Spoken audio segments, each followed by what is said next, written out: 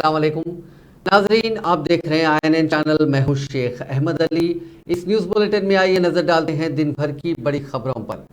Telangana state board of intermediate education ने 4 मई को साल अव्वल के तलबा के लिए सेकंड लैंग्वेज पेपर 1 का इम्तिहान मुनक्किद किया, जिसके दौरान नकल नवीसी का एक भी केस सामने नहीं आया।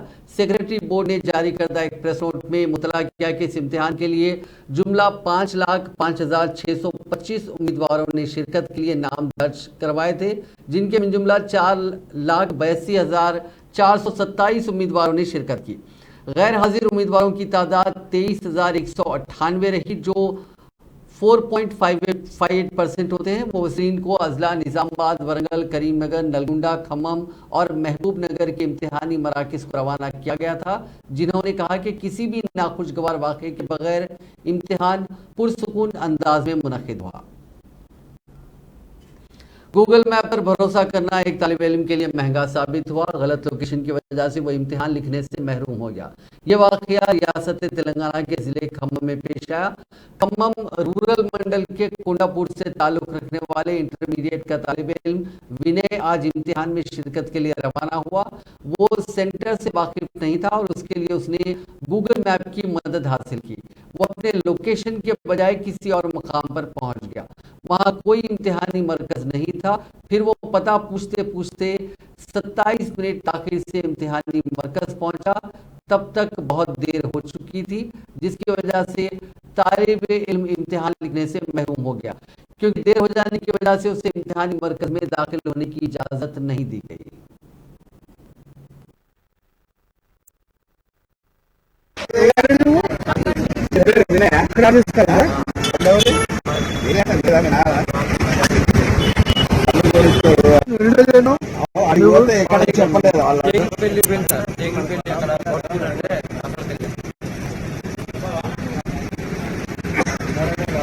ఎక్కడ చూసినావు లేట్ ఎందుకు అదే గౌల్ఫీర్కి వెళ్ళి లేదా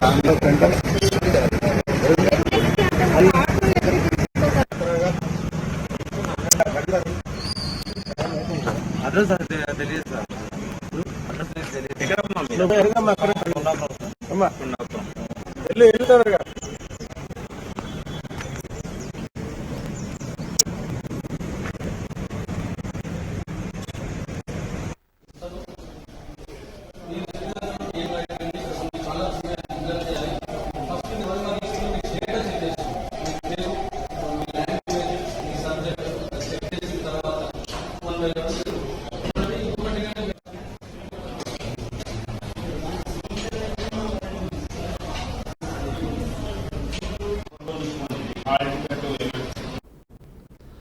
कामारेड्डी के जूनियर कॉलेज में इंटरमीडिएट साल अव्वल के तुलबा एक जानिब इम्तिहान लिख रहे थे, तो दूसरी तरफ सेंटर के बाहर डीजे बज रहा था। ये मामला आज उस वक्त सामने आया जब बीआरएस के पार्टी कायदीन और कारकुन इस सेंटर के पास में दोपहर 3 बजे से शुरू होने वाली बीआरएस वर्किंग प्रेसिडेंट और रियासती वजीर केटी रामाराव के जलसे आम की तैयारियों के सिलसिले में डीजे बजाते हुए अपने आप को मसरूफ रखे थे।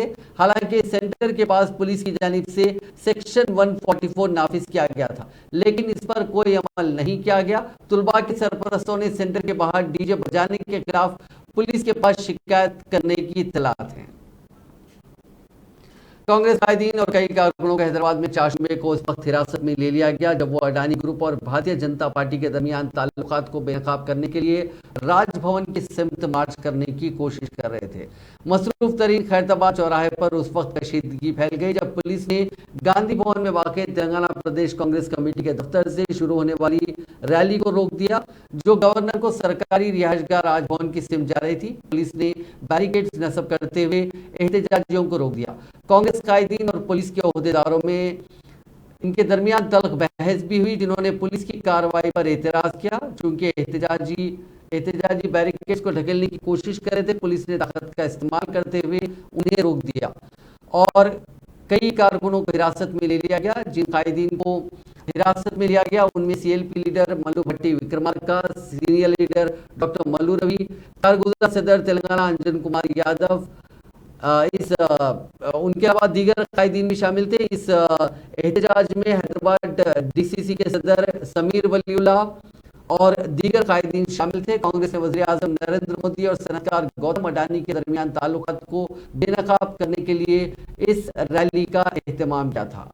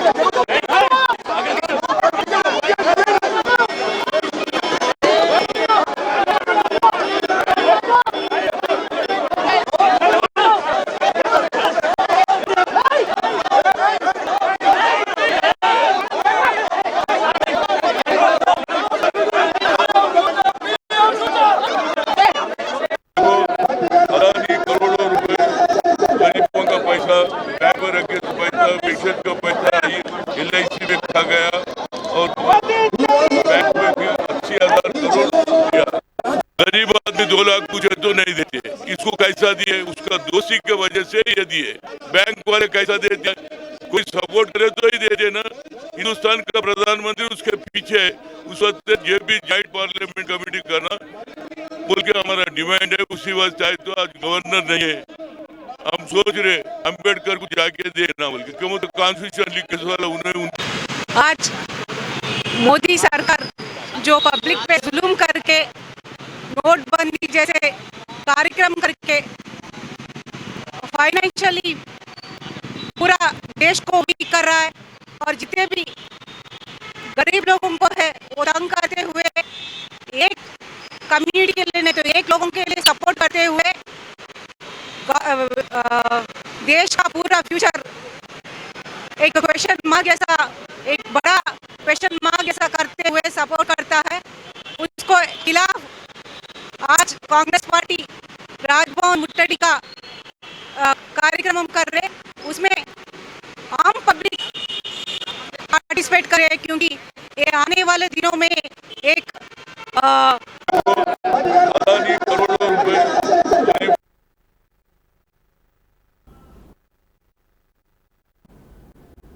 तेलंगाना पीसीसी के सदर ए रेवंत रेड्डी ने कहा है कि बीजेपी की डबल इंजन सरकार का मतलब मोदी और अडानी है।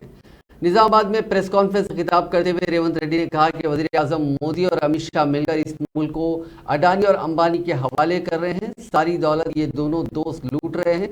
उन्होंने कहा कि हिंडनबर्ग मामले में मोदी हुकूमत की खामोशी अडानी की तायद के मुतरादिफ है।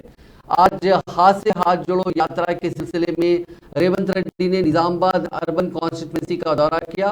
वहां आज शाम नेहरू चौक पर एक अजीमुशान जलसे-आम मुनक्किद हुआ, जिसे रेवंत रेड्डी और साबिक वजीर मोहम्मद अली शब्बीर और दीगर कायदीन ने खिताब किया। इस रैली से खिताब करते हुए रेवंत रेड्डी ने कहा कि वजीर आला चंद्रशेखर राव ने तेलंगाना के ख्वाब को चुकनाचूर कर दिया है और तेलंगाना के शहीदों की कुर्बानियों को उन्होंने रायगां कर दिया।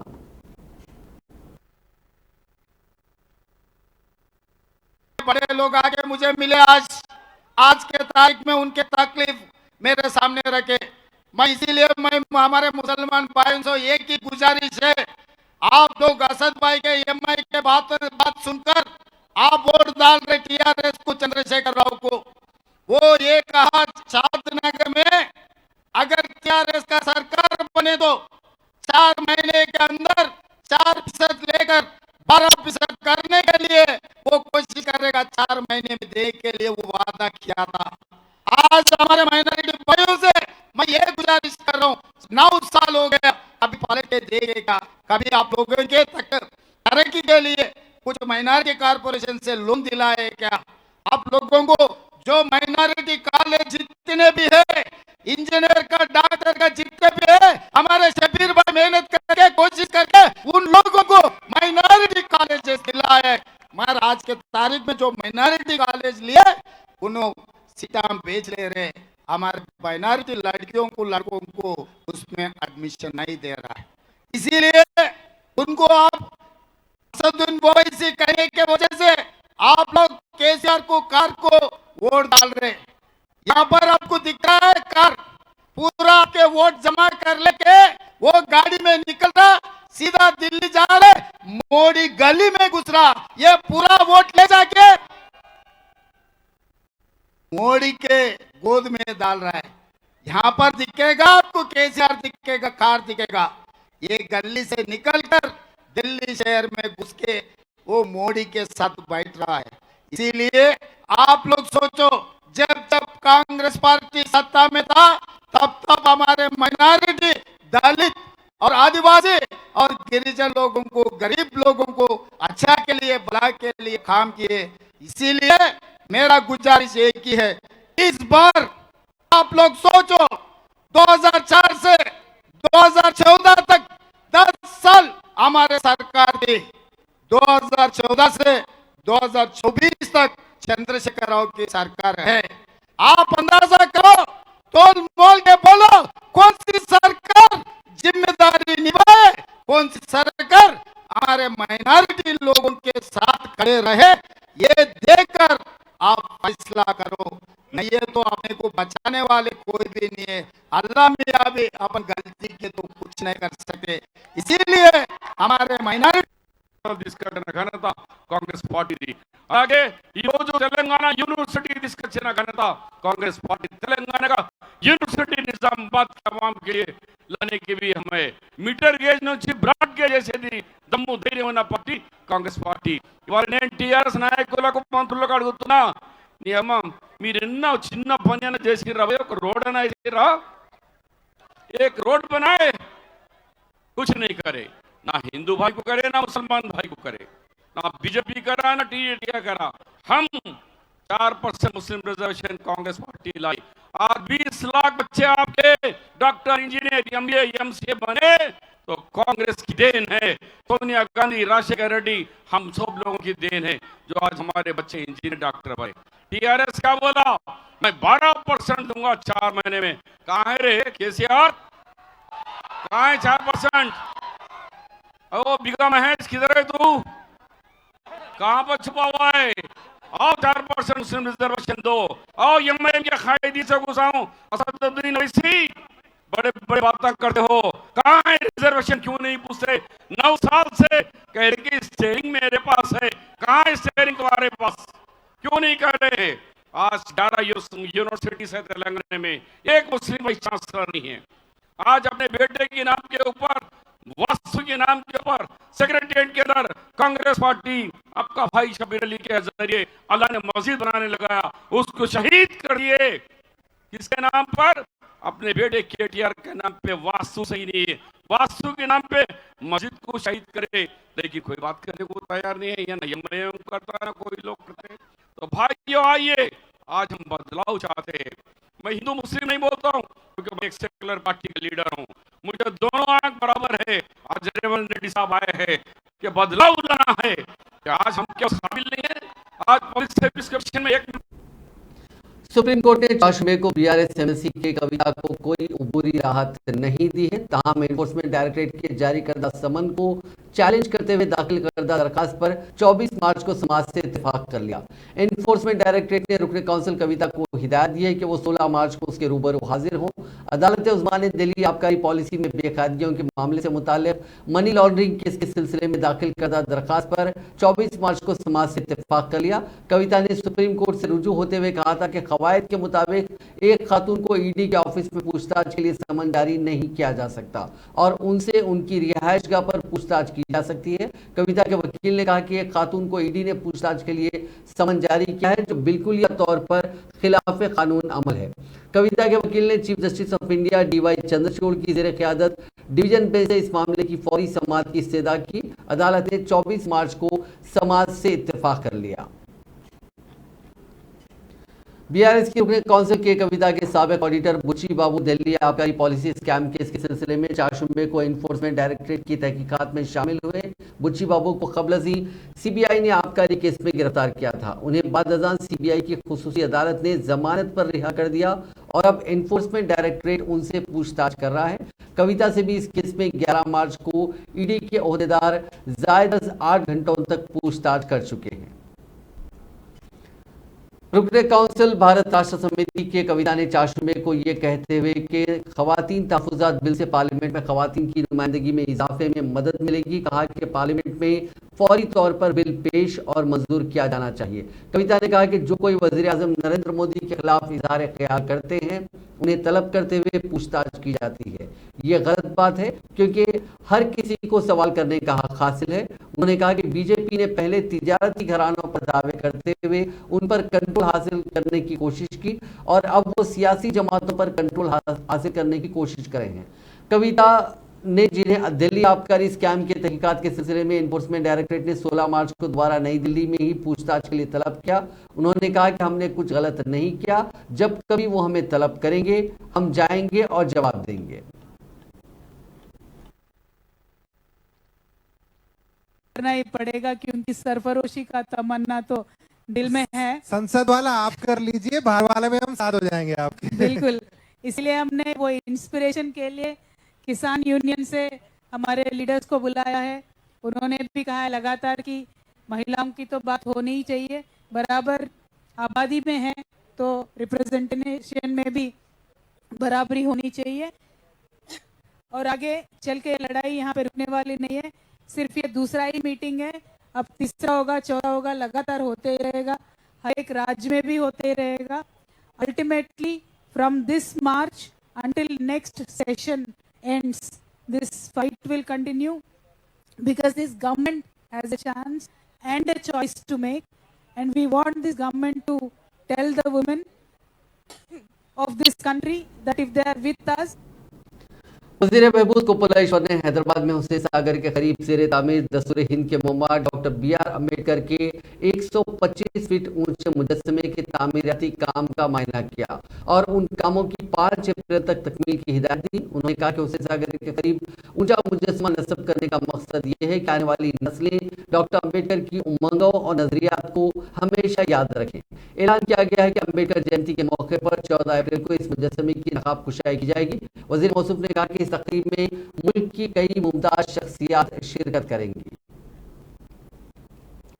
वजीर बल्दी नज़्म KT रामाराव ने आज वजीर आज़म नरेंद्र मोदी पर दिलचस्प रिमार्क करते हुए कहा कि नरेंद्र मोदी एक अजीम अदाकार हैं, अगर उन्हें ऑस्कर के लिए भेजा जाता अवार्ड हासिल होता।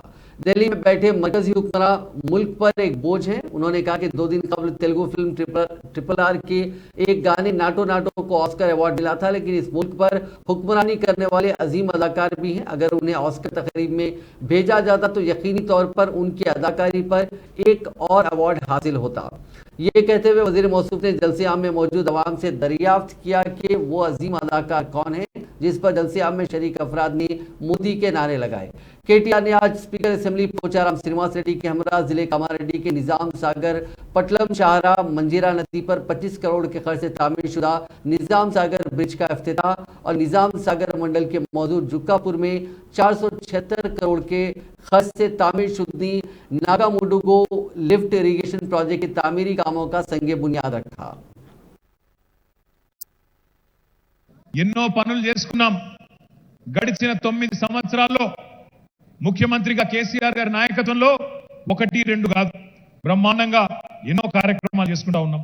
ఒకసారి మీకు ఐడియా కోసం మాత్రం నేను చెప్తా ఉన్నా, ఒక్క జుక్కల్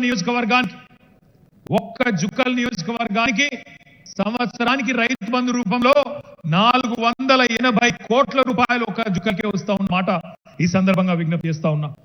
రైతు బంధు ఇప్పుడే మా అన్న చెప్తా ఉన్నాడు 86,706 మంది రైతులకు రైతు బంధు ఈరోజు జుక్కల్ నియోజకవర్గంలో ఎండాకాలం మన వానాకాలం వచ్చిందంటే మీ ఫోన్ టింగు టింగు టింగు టింగు అనుకుంటా రైతు బంధు మీ అకౌంట్ లో పడుతుంటే సందేశాలు వస్తా ఉన్నాయి। జుక్కల్లో ఒక సంవత్సరం ఒక్క పంటకి 4। वजीर फाइनेंस हरीश राव ने तेलंगाना PCC के सदर रेवंत रेड्डी के उस मशवरे पर अपने शदीद रद्दमल का इजहार किया जिसमें उन्होंने कहा था कि तेलंगाना हुकूमत को छत्तीसगढ़ की कांग्रेस हुकूमत से सबक सीखने की जरूरत है। मंचिरिया जिले के चिन्नौर असेंबली हल्के में BRS पार्टी के एक इजलास से खिताब करते हुए हरीश राव ने रेवंत रेड्डी से सवाल किया कि आया छत्तीसगढ़ की तरह तेलंगाना की आवाम भी रोजी रोटी के लिए दूसरी रियासतों को हिजरत करने की क्या वो ख्वाहिश रखते हैं। उन्होंने कहा कि तेलंगाना की तश्कील के बाद KCR हुकूमत के तरक्याती और फलाही कामों से रियासत के ज़रई मजदूर और दीगर अफराद रोजगार के लिए दूसरी रियासतों को नकले मकानी करना तर्क कर दिए हैं, क्योंकि KCR हुकूमत की जानिब से यहाँ बड़े पैमाने पर रोजगार के मौके फराहम किए गए हैं। इसके बरक्स छत्तीसगढ़ में आज भी रोजगार के लिए अवाम की बड़ी तादाद नकले मकानी कर रही है। भारत राष्ट्र समिति 26 मार्च को महाराष्ट्र में कुंदालोहा में जलसे आम मुनक्किद करेगी। BRS पार्टी के कौमी सदर और chief minister Telangana Chandrashekhar Rao party के आगाज के बाद तेलंगाना के बाहर मुनक्किद होने वाले इस दूसरे जलसे आम को मुखातिब करेंगे। पहला जलसे आम भी गुज़िश्ता माह महाराष्ट्र के नांदेड़ में ही मुनक्किद हुआ था। पार्टी ने दावा किया कि कुंदालोहा में मुनक्किद शुदा जलसे आम में महाराष्ट्र की मुख्तलिफ जमातों के कायदीन BRS में शामिल हो जाएंगे। हैदराबाद सिटी पुलिस ने नामपल्ली में वाक़ तेलंगाना पब्लिक सर्विस कमीशन के दफ्तर के अतराफ इम्तनाई अहकाम नाफिज कर दिए हैं, जिसके पेश नज़र तुलबा तंजीमों या फिर सियासी जमातों के कायदीन और कारकुनों को एहतजाज, धरने और रैलियों की इजाज़त नहीं रहेगी। पुलिस ने पब्लिक सर्विस कमीशन के दफ्तर के अतराफ के इलाके में सेक्शन 144 नाफिज कर दिया, जिसके बायस इस इलाके में 5 से ज़ायद अफराद जमा होने नहीं दिए जाएंगे। इम्तनाही अहकाम की खिलाफवर्जी पर सख्त कार्रवाई का इंतबाह दिया गया है। बेगम बाजार पुलिस ने बीजेपी के शोबे नौजवान यानी भारतीय जनता युवा मोर्चा के 7 कारकुनों को दफ्तर Telangana state public service commission में जबरदस्ती घुसने, फसाद, सरकारी मुलाजिम को फराइज की अंजामदही से रोकने और अवामी जायदाद को नुकसान पहुंचाने से मुताल्लिक ताज़ीरात हिंद की मुख्तलिफ दफात के तहत मुकदमा दर्ज करते हुए गिरफ्तार कर लिया। बीजेवाईएम के इन कारकुनों ने मंगल को असिस्टेंट इंजीनियर सिविल इम्तिहान के पर्चे सवाल के अफशा के खिलाफ दफ्तर कमीशन पर धरना मुनज़्ज़म किया था और पर्चे सवाल के अफशा के मामले की आला सतही तहकीकात का मुतालबा भी किया था। बीजेवाईएम के रियासती सदर भानु प्रसाद के अलावा दूसरे 6 कारकुनों को पुलिस ने हिरासत में ले लिया, जिनके खिलाफ बेगम बाजार पुलिस स्टेशन में मुकदमा दर्ज किया गया। इन सभी को अदालती तहवील में दे दिया गया। आज टीएसपीएससी के दफ्तर के रूबरू उस वक्त कशीदगी फैल गई जब मुख्तलिफ सियासी जमातों, नौजवानों और तलबा तंजीमों ने हाल ही में मुनक्किदा एक इम्तिहान के पर्चे सवाल के लीक के खिलाफ दूसरे दिन भी अपना एहतजाज जारी रखा। अखिल भारतीय विद्यार्थी परिषद के कारकुनों ने नामपल्ली में वाक़ दफ्तर कमीशन पर बतौर एहतजाज मार्च किया। पुलिस ने एहतजाजियों को रोक दिया, जिसके नतीजे में दोनों तरफ से तल्ख बहस हुई।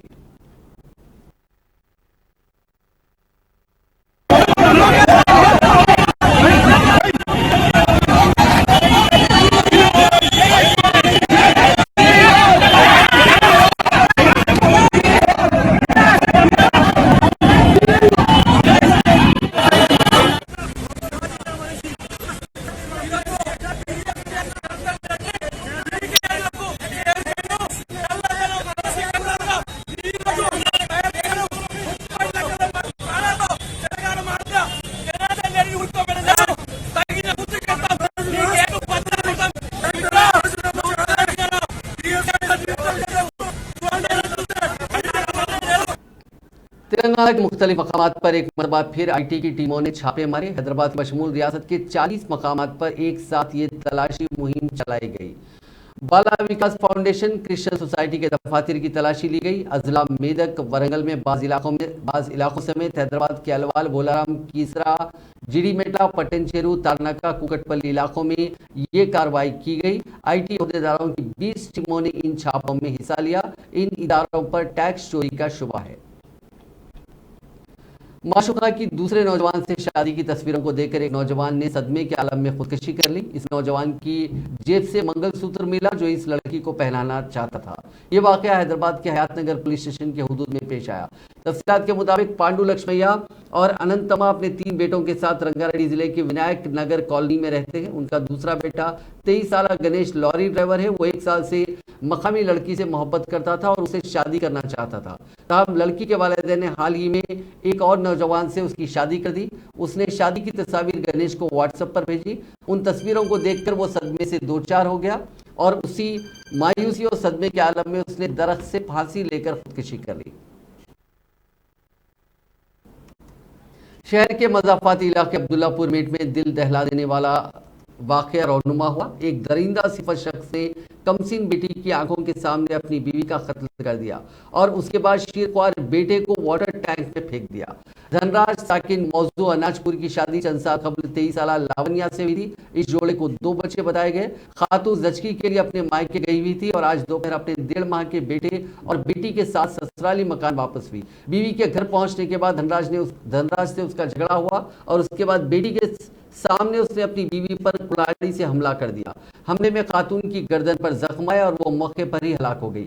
मां पर हमला होता हुआ देखकर उनकी 3 साल की बेटी आदिया वहां से खौफ के आलम में जान बचाकर फरार होने में कामयाब हो गई। बीवी के कत्ल के बाद वहशी शख्स ने अपने शीरख्वार बेटे को वाटर टैंक में डाल दिया, जिसके नतीजे में उसकी भी मौत हो गई। मुलजिम खून आलूद कपड़ों के साथ मकाम वाक़या से फरार हो गया। इस वहशियाना वारदात के बाद इलाके में सनसनी फैल गई। कत्ल की वजूहात का फौरी तौर पर पता नहीं चल सका। नाज़रीन, इस न्यूज़ बुलेटिन में बस इतना ही। आप देखते रहिए INN चैनल।